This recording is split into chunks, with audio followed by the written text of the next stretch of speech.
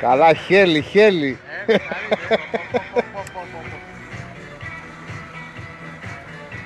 Καλοταϊσμένο χέλι. Καλοταϊσμένο χέλι. Ωραία τριγώνια περνάνε.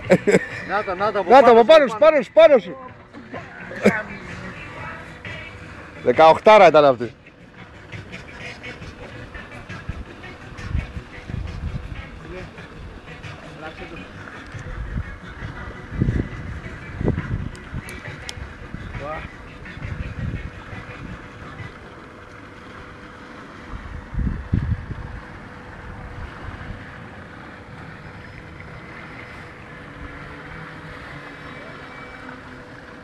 Άρε μπουτάρα, ακούω ρε.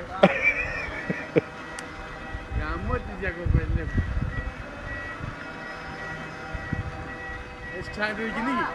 Κατασύλλω εγώ του Κωστάκια, δεν σιλάκα. Ναι. Πού να ξέραμε ότι είναι γεμάτη πισίνα, καμιά όσες φορές ήρθαμε ήταν άδεια. Πού να ξέραμε ότι... Όχι ρε, τις άλλες φορές η πισίνα ήτανε. Δεν θυμάσαι που έλεγα για την πισίνα και είναι άδεια.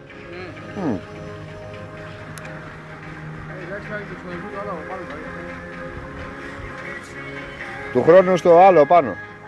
Όσο πηγαίνουμε ανεβαίνουμε και λίγο. Το άλλο εντάξει είναι πιο χλιδάτο, αλλά εντάξει και σε θέμα τιμή θα παίζει τώρα. Του χρόνου ναι, Λάκη, μια εβδομάδα εδώ και μια εβδομάδα αλλού.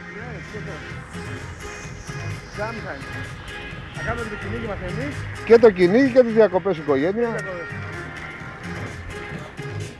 Εντάξει, το μόνο 2 αυτοκίνητα για να έχουν ένα αμάξι να γυρομονάνε εδώ πέρα, τίποτα να γυρίζουν. Να πάρουμε το Κορόλα Μαρί το 4x4. Και εγώ τις δίνω στο παλιό. Ωραία ήταν εδώ πέρα με το τζιπ του Γιώργου. Και την Νταϊχάκη.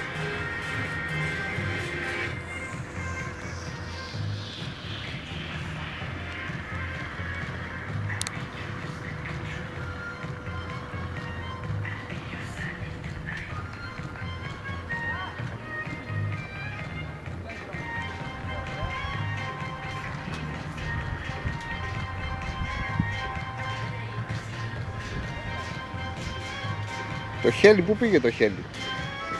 Είναι το σωσίδιο. Αυτό είναι να το πάρεις μέσα από το σωσίδιο. Από εκεί κάνω παιχνίδι. Να φαίνεται και το σωσίδιο. Θα βάλω σαν ταμπελά.